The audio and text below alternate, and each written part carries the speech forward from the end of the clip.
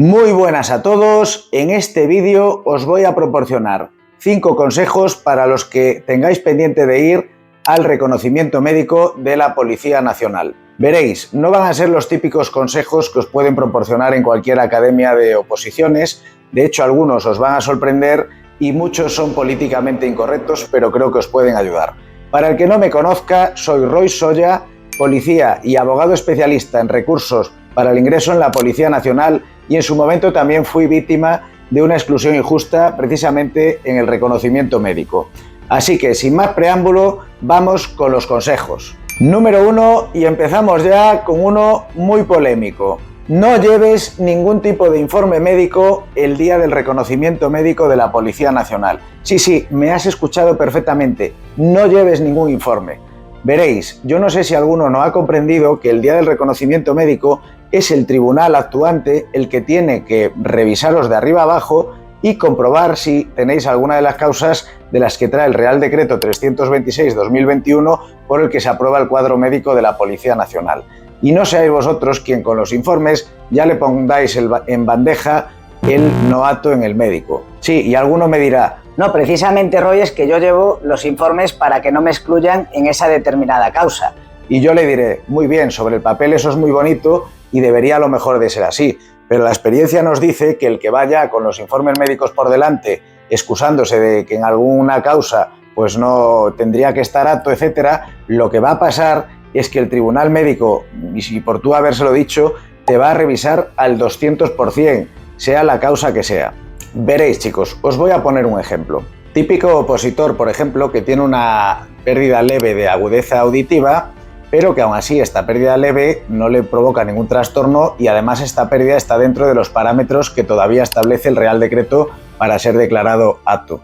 Entonces, ¿qué pasa? Que como escucha un poquito mal por ahí, pues tiene miedo de que lo excluyan y lo que hace este opositor es días antes del reconocimiento médico se va a hacer unas audiometrías, consigue unos informes médicos conforme esas audiometrías están dentro de los parámetros de agudeza auditiva que marca el Real Decreto y con ello va y se presenta al reconocimiento médico.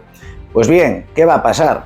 Que este opositor, en el momento que vaya al médico, le va a ir con esos informes al médico de turno que le vaya a examinar el oído y le va a decir: oiga, que yo estoy apto, que mire, que tengo una pequeña pérdida, pero todavía está dentro de los parámetros que incluye, digamos, lo que son las bases de la oposición y el Real Decreto. Y entonces, ¿qué va a pasar? Tachán, pues mira, lo que va a pasar es que a ese opositor lo va a examinar al 200%. ¿Por qué? Pues porque ya le has generado la duda automáticamente al tribunal en el momento que le llevas esos informes médicos por delante, por mucho que los mismos digan que estás apto y que estás dentro de esos parámetros. Además, ello unido a que ese día vas a ir nervioso, porque sabes que un poquito mal escuchas aunque estés dentro de esos parámetros, y si le añades que normalmente estas pruebas se realizan a granel, la gente va muy rápido, los médicos tienen prisa, a veces es última hora, quieren irse a su casa, otras veces es la hora del café, y todos sabemos que en general los funcionarios el café no se perdona, así que por lo tanto esas prisas y esa desorganización que a veces hay en este tipo de pruebas va a provocar que haya ruido ambiental, que a lo mejor estén haciendo la prueba en la cabina auditiva a 2 opositores a la vez y le estén dando órdenes y tú las escuches, y entre una cosa y otra, y entre que vas nervioso, repito, vas a probablemente dar un resultado de no apto, y todo ello por culpa de haber llevado esos informes, cuando si no, a lo mejor no se hubieran complicado la vida contigo, hubiera sido igual y en la vía normal, rápida, de como van todos los demás, y probablemente hubieras pasado la prueba. Vendría aquí a cuento aquella locución latina que dice excusatio non petita, accusatio manifiesta, o lo que sería traducido al castellano, excusa no pedida, culpa manifiesta. O dicho de otra manera, quien se excusa, se acusa. Y esto es lo que va a pasar cuando tú le presentes esos informes al tribunal médico, ya le estás dando una indicación de que algo ocultas. Bien, este ejemplo que os acabo de poner para el tema de la hipoacusia, es decir, pérdidas auditivas, nos vale para cualquier otro, nos vale para escoliosis, para alteraciones de la presión arterial, pies planos, soplos en el corazón, materiales de osteosíntesis, es decir, no vayáis con informes médicos de nada, tengáis lo que tengáis y aunque sepáis que no os debían excluir por eso, porque ya os digo que va a ir en vuestra contra. Bien, no solo estos opositores que, como digo, vayan con los informes médicos por delante incluso antes de que le hagan la prueba. Hay también el típico pillo que los lleva y solo los saca si ven que el médico pues, ha tenido dudas en alguna de las causas que trae el Real Decreto. Es decir, por ejemplo, me lo invento, cuando te examinan la vista si ven que tienen dudas, a lo mejor pues te lo vuelven a hacer 2 o 3 veces. Y es ahí cuando alguno lleva digamos, los informes escondidos o en cartera o como le queramos llamar, y entonces cuando le entra el pánico porque ve que el tribunal lo está examinando varias veces y ahí dice, venga, pues te doy los informes para que veas que estoy dentro de los parámetros del Real Decreto. Y ahí es cuando vienen los problemas, porque esto también está mal hecho. Veréis, no es la primera vez que a un opositor lo examinan 2 o 3 veces de una causa porque tienen una pequeña duda y al final resulta igualmente apto. Pero ¿qué pasa? Si nosotros ya vamos con ese informe, es como que al médico le decimos, ¡tachán! Algo escondía, claro, porque si lo sacas así, de golpe, justo cuando ya te están mirando una segunda o una tercera vez. Ya te digo que no sienta bien ese tipo de proceder y que va a ir completamente en vuestra contra. Al final pensar una cosa, chicos, los médicos que os examinan ahí, pues como todos funcionarios públicos de alto rango, pues tienen sus egos. Y entonces al médico, y en concretamente los médicos, no les gusta nada que otro médico o de otro informe les digan cómo tienen que hacer su trabajo o lo que tienen que detectar. Y al final parece que si tú le llevas ese informe médico, le estás diciendo ya cómo tiene que hacer su trabajo o que tú estás bien aunque él esté viendo otra cosa. Y ya te digo que normalmente no sienta bien y no os va a ayudar. Al final piensa que si el tribunal médico tiene alguna duda sobre algún punto, tienen ellos mismos la facultad de solicitarte a ti los informes médicos que consideren oportunos, dándote obviamente un plazo adecuado a que los puedas conseguir. Y en cualquier caso, también tienen otra facultad que es la de enviarte a una clínica externa con la que tengan convenio para que en algún punto te hagan alguna prueba o te revisen algo de manera exhaustiva. Por lo tanto, el llevar tú los documentos no te va a ayudar en nada. El llevar tú los informes médicos ese día, lo único que va a hacer, como te digo, es perjudicarte. Además, piensa que hay otra opción, aunque no los lleves ese día. Para eso está el recurso de alzada. Ahí también podrás aportar los informes médicos que consideres oportunos y los propios tribunal médico que te haya visto le van a enviar esos informes que tú aportes en vía de recurso para que ellos emitan, por así decirlo, un informe de si te lo aceptan o no. Por lo tanto, tiempo hay de sobra para llevar o aportar informes médicos y no de hacerlo tú primero. Así que nada, chicos, para concluir este primer consejo, yo sé que algunas academias sí recomiendan masivamente llevar informes y no creo que lo hagan por mala fe, sino más bien por ignorancia y por falta de experiencia en estos casos, pues pueden pensar que eso ayuda, porque es verdad que el sentido común y la lógica dirían que ayuda, pero como os acabo de decir, mi experiencia como abogado recurriendo muchos años a este tipo de cosas me dicen absolutamente lo contrario. Y que si cometes este error, lo más seguro es que te lleves un novato de regalo. Bien, vámonos con el consejo número 2, que consiste en lo siguiente: no des demasiada información cuando te pregunten sobre algo. Veréis, yo sé que esto también puede sonar polémico, al igual que el anterior, pero en mi experiencia, cuando a uno le preguntan sobre una causa y se centra en dar demasiadas explicaciones, en dar demasiadas argumentaciones, etcétera, va a ir en su contra.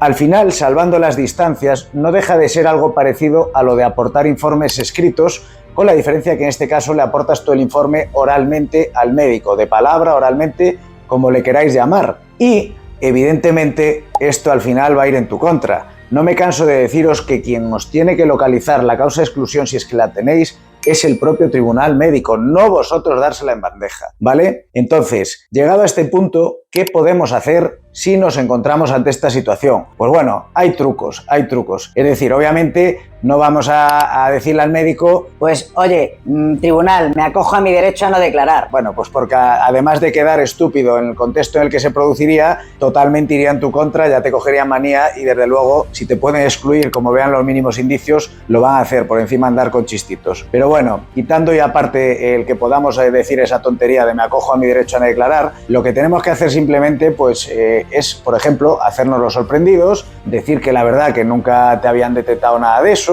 es decir, por así decirlo, pasar de puntillas por el tema, aunque sepamos de antemano que por ahí podemos estar flojos. Lo vais a ver muy claro con el ejemplo que os voy a poner. El típico opositor que va al reconocimiento médico teniendo un daltonismo leve, técnicamente llamadas discromatosias. Pues bien, este tipo de daltonismos la línea es muy fina. Muchas veces ni siquiera con las pruebas que nos hacen allí, test de Ishihara, test de Farwell, etcétera, se da detectado, porque es tan leve, precisamente como su nombre indica, la levedad que tiene, que no se da detectado. Incluso el Tribunal Supremo ya ha establecido en numerosas ocasiones que por este tipo de daltonismo no debe excluirse a ningún opositor en el reconocimiento médico. Pero pese a ello, el Tribunal de las Oposiciones sigue excluyendo cada año por daltonismos leves, con lo cual, y a lo que iba, el típico opositor que va allí le están haciendo la prueba y entonces resulta que al médico le surge la duda y le pregunta: oye, ¿tú has tenido algo? ¿Tú distingues bien los colores? ¿Distingues rojo-verde, etcétera? Y ya va el típico opositor que sí que sabe que tiene un daltonismo leve y le dice: sí, bueno, pero lo mío es un daltonismo leve, así que no me tienes por qué excluir del reconocimiento médico. Lo mío es totalmente leve,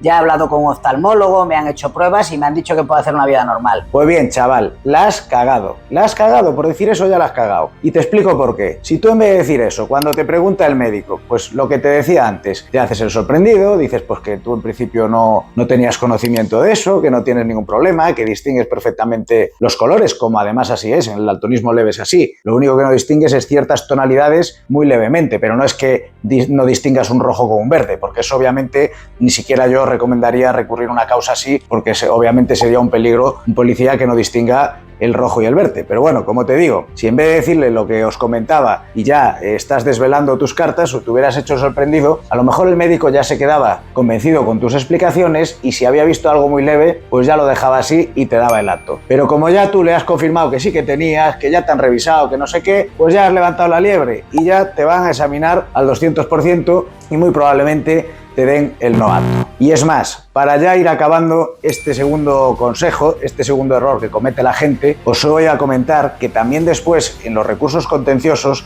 muchas veces en los informes que el tribunal tiene que hacer para excluiros en el médico, pues pueden poner cosas que vosotros hayáis dicho. Y evidentemente si uno ya reconoce que tiene esa causa, aunque sea con excusas, aunque venga con medias tintas, pues en el informe lo que pongan desde luego nos va a complicar mucho más un recurso contencioso que a lo mejor si se hubiera callado o no hubiera dicho nada o hubiera dicho lo que os estoy diciendo, haceros el sorprendido, decir que no teníais conocimiento del tema, pues bueno, pasar un poco el tema de puntillas por encima, pues os iba a beneficiar. Y sin embargo, por no haber hecho esto, pues os perjudicaría y probablemente obtendríais el resultado de no apto. Vamos con el consejo número 3. Y este consiste: si tú sabes que estás al límite en una causa de exclusión, pero pese a ello estás dentro, lo que te recomiendo es que antes de ir al reconocimiento médico, te vayas a hacer con el especialista oportuno informes médicos. Sí, he dicho que te vayas a hacer informes médicos, no que los vayas a aportar el día del reconocimiento médico. Recuerda el consejo número 1. En cuanto a estos informes médicos, si pueden ser de un hospital público o de un centro público, mejor, aunque también nos valdrían de un centro privado. Y veréis, esto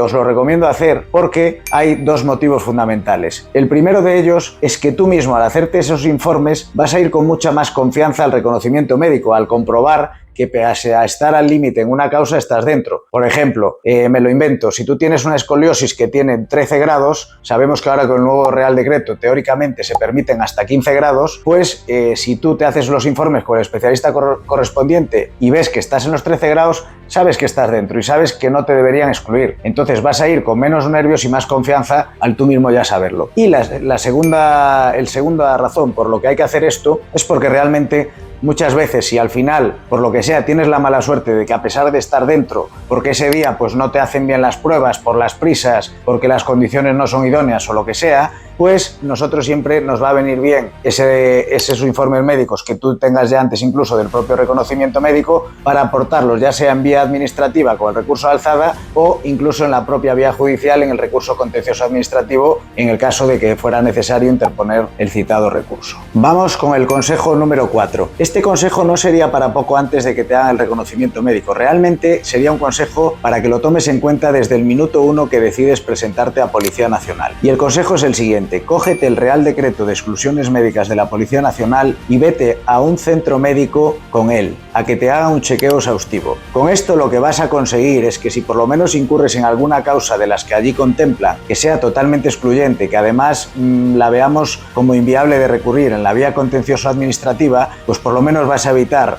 todo el esfuerzo que conlleva prepararte la oposición durante años, el tiempo perdido, el dinero en academias, etcétera, etcétera. Es decir, en resumen, al final piensa que lo más valioso que tienes es tu tiempo y no estás para perderlo. Entonces, como decíamos, aunque pueda parecer ver esto exagerado, cógete ese Real Decreto y vete a hacerte ese chequeo a un centro médico. No veas la de sorpresas que se lleva la gente todos los años. Yo sé que muchos de los opositores que se presentan a esta oposición, la mayoría ya son deportistas, gente sana, y normalmente pues todo el que se presenta siempre piensa que no tiene nada. Pero hay ciertas causas que, como están al límite, incluso muchos opositores ni siquiera saben que las tienen. Hablábamos antes de los daltonismos, que aunque sean leves los puedes tener, que si es un daltonismo leve no pasa nada, porque aunque sea en vía de recurso vamos a conseguir que luego te den el acto. Pero como esa causa hay otras que son más finas y que a lo mejor no se pueden recurrir en la vía administrativa. Entonces, si sabes de una que sea insusanable, mejor que te lo digan ya y que te ahorren todo ese tiempo, y con eso evitarás sorpresas y que te den un no acto en el futuro. Vamos con el consejo número 5, y es el siguiente: aléjate completamente, al menos los días previos al reconocimiento médico, de tu pareja, compañero de piso o quien quiera que sea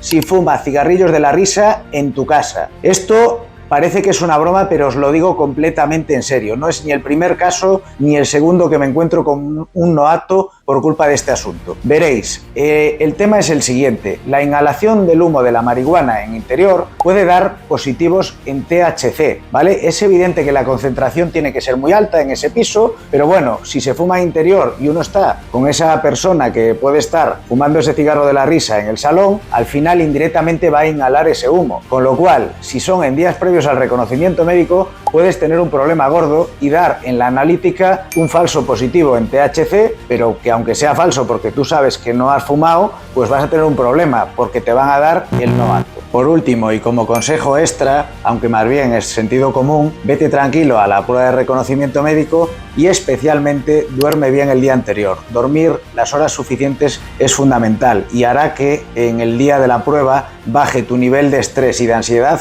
considerablemente. Así que nada, sin más, me despido. Suscribiros, darle al like, eso me va a ayudar mucho, y por supuesto, si te han excluido en el reconocimiento médico o has tenido algún problema, no dudes en ponerte en contacto.